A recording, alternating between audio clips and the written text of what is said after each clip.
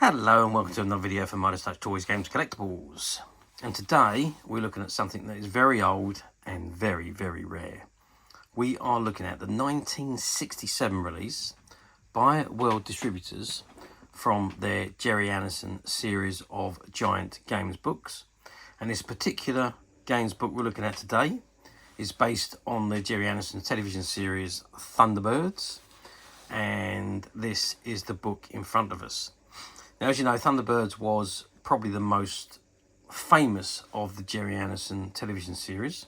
It aired from September 1965 to December 1966.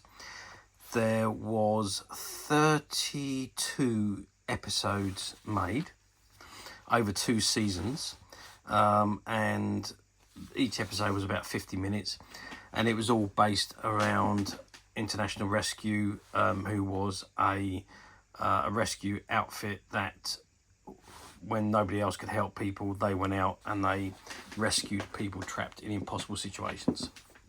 Okay, so this is the book based on that television series, and it says Thunderbirds, giant games book with games, picture gallery, story and pictures to cover. And there you can see an images of, you've got Thunderbird 1 at the top, Thunderbird 3, Thunderbird 2, and you've got images John Tracy, Scott Tracy and Gordon Tracy. And at the very bottom you can see Thunderbird 4 diving through the ocean.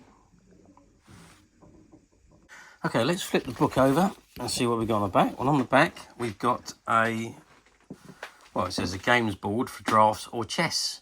And you've got the World Distributors Limited logo at the very top on the top right hand corner, and it's got GB4.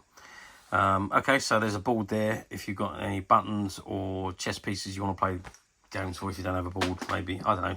I don't understand why they did that, but there we are. Okay, that's the front and back of the covers. Without further ado then, let's open it up and let's have a look inside.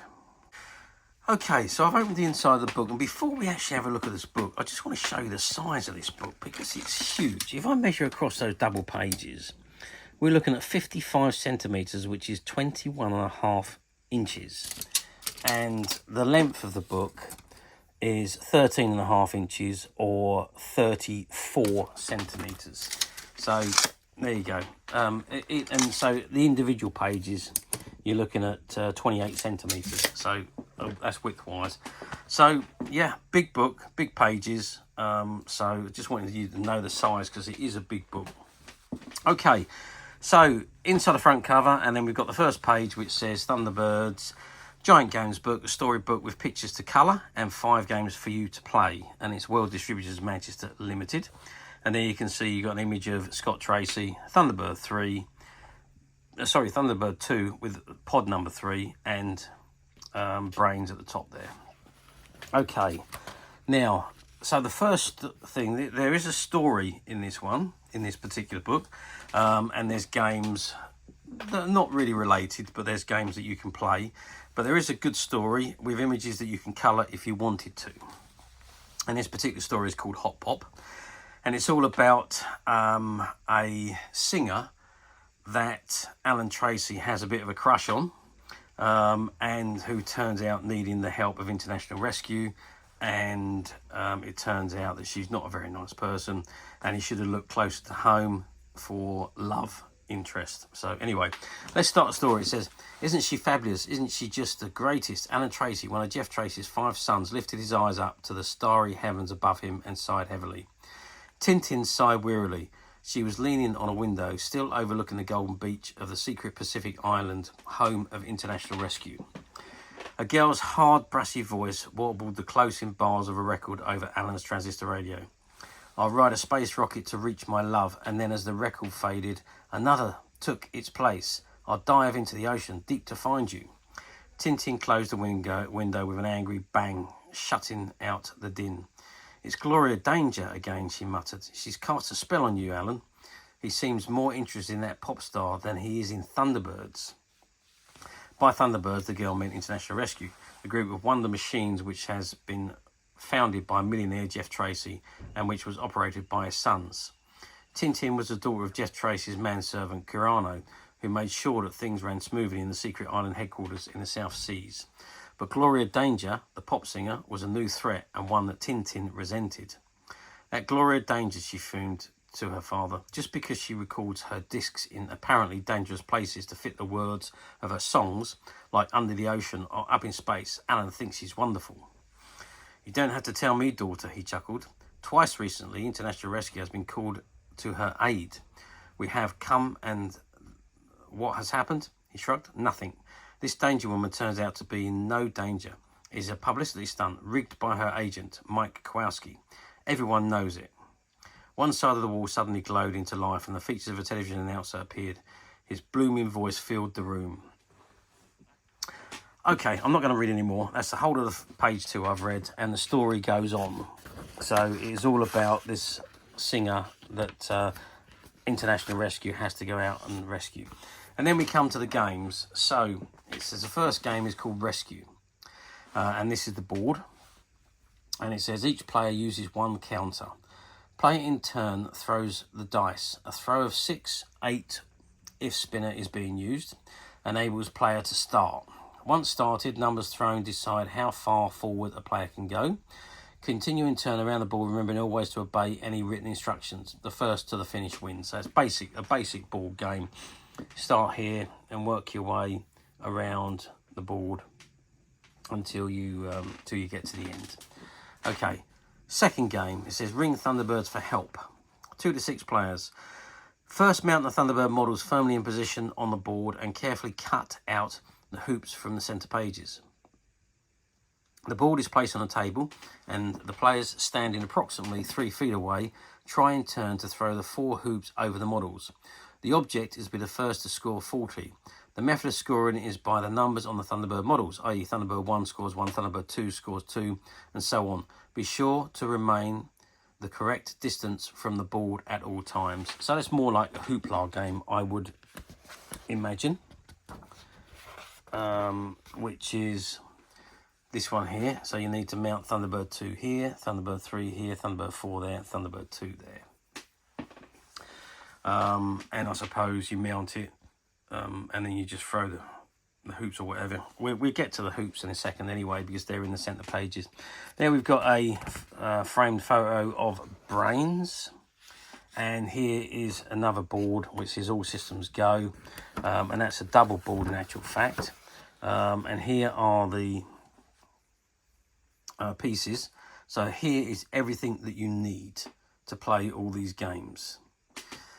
So these are the models that you cut out and you place on that game we were talking about, and these are the hoops that you use, and you have to throw them over the top of these models to score those points. So all the other items, you see, you can make your dice. You've got a spinner, you got counters there, you got a dice thrower that you can make, and these are cut around them and fold so they stand up. Hoops for ring Thunderbirds for help, counters for All Systems Stars, and again there's more models there for you to cut around, probably for another game. And this is that full double spread game. So when the counters and all that comes out, you'll be able to see the whole board. And then we've got a photograph of Scott Tracy, and we've got another board here. Again, it's a start here, and I don't know where you finish somewhere, but I'm sure that'll come to light shortly. And then you've got Back to Base, which again is another game. So All Systems Go, which is the centre page game. 2, 3 or 4 players. Each player chooses 4 counters of one colour. Player take turn to throw the dice being thrown twice by each player. The one with the highest score plays first. Thereafter, play progresses to the left.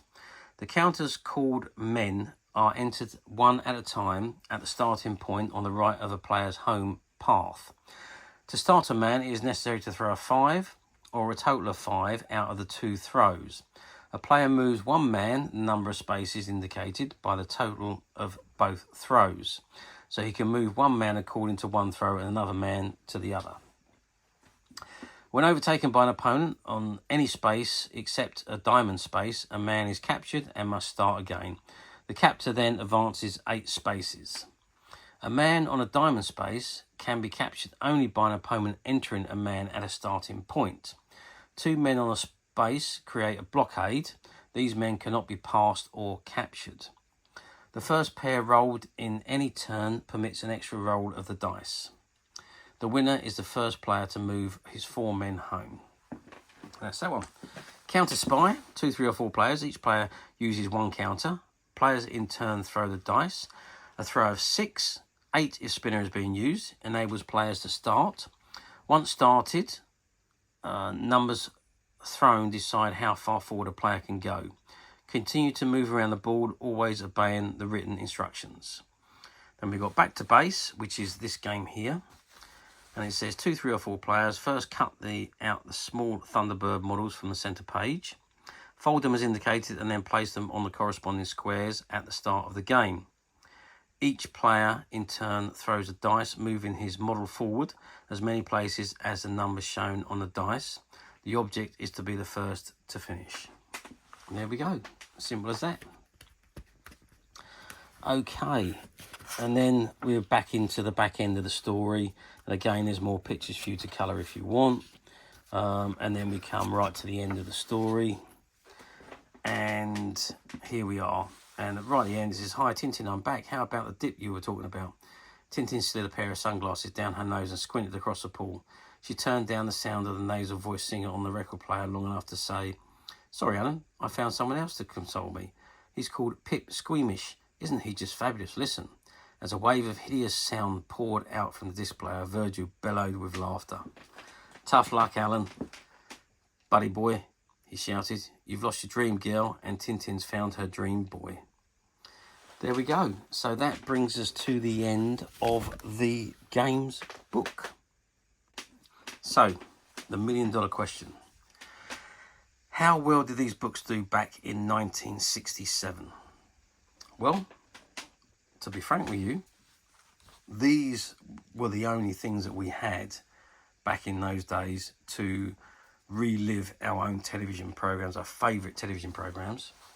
And the fact that these ones had games means you could play the part of characters or the rescue models from your favourite TV series. These books were just phenomenal concept. They were mass produced by World Distributors, and they bear in mind Thunderbirds was a massive program at the time. It was one of the biggest children's television series on TV. And it even made its way into the movies, although unfortunately the movies just didn't do that well, which was a shame really, because the concept was great. But anyway, I digressed. Yes, they done exceptionally well, mass produced, and everyone who was anybody in the 1960s was playing Thunderbird games or was reading Thunderbird stories. We had Thunderbird annuals, we had puzzle books, we had all sorts of things to keep us occupied and keep Thunderbirds fresh in your mind as your favourite TV series, waiting for it to come back on television or waiting for the weekend when it was shown again on a Saturday or a Sunday. I can't remember what days it was when we were growing up. But it was a massive, massive thing. So these books were released and they sold out. The sad thing for us now is the fact we're talking 57 years on. Very, very few of these books have survived the test of time. But then these books were never made to last. They were games. You tore out the pages, you cut out the pieces, you played the games, and you played them as many times as you wanted to, and when you didn't want to play them anymore, you threw them away. So that was how these books and what these books were designed for. They weren't designed to last the test of time. And here we are looking at one that's untouched, unused, 57 years old. What can I say? And it is in, all the components are there.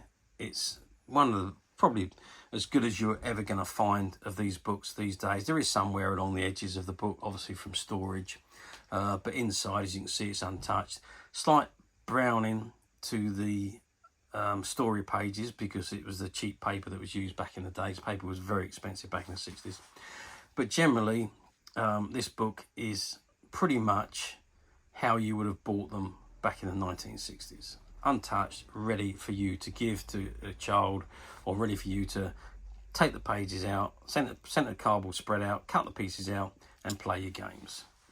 So yes, done exceptionally well, and finding them now is incredibly hard.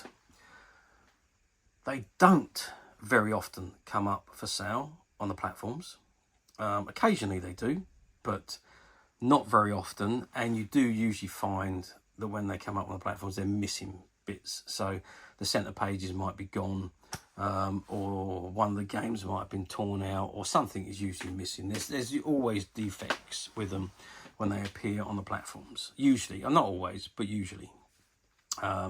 So, and of course, when you're buying on platforms, be very vigilant at what you're ordering, because a lot of the platforms use stock photographs, and if you're not looking at the photograph of the actual item you're buying, you could end up disappointed, because you could think you're buying an item that's new and end up buying a used item. So always click on the item that says used, the heading that says used, and that will bring you in the description and the images of the item you are about to buy. So just be very vigilant, because I know many people that have come to us and bought products from us and said that they've had bad experience buying from the platforms. Platforms are okay, they're a good concept, but you do have to be very careful at what you're buying. One person's definition of very good condition could be someone else's definition of okay or acceptable condition. So just be very careful. And also, not to mention that there's a lot of items that are back from the 60s and earlier than that are no longer allowed to be sold on the platforms, because nowadays they're considered to be a hazard to children. So they cannot be sold because they're dangerous. Okay, they was never dangerous in our days, but they are considered to be dangerous nowadays. So there's certain items that you cannot sell on platforms, and those certain items you need to come to websites like us to be able to find them. Anyway, I have digressed again. I do apologise. This particular item, as you know, doesn't come up for sale very often on the platforms, but we at Midas Touch have managed to find a good handful of these books. Again, they were rescued from a closed down comic and bookshop that had been around since the 1950s. And there's a whole pack of these books in the stockroom, which we rescued when we bought out all of the stock that was in the shop and in the stockroom. So we have at least half a dozen of these books that are currently available to purchase on the Midas Touch website. And you can get to the Midas Touch website very simply by clicking the link below.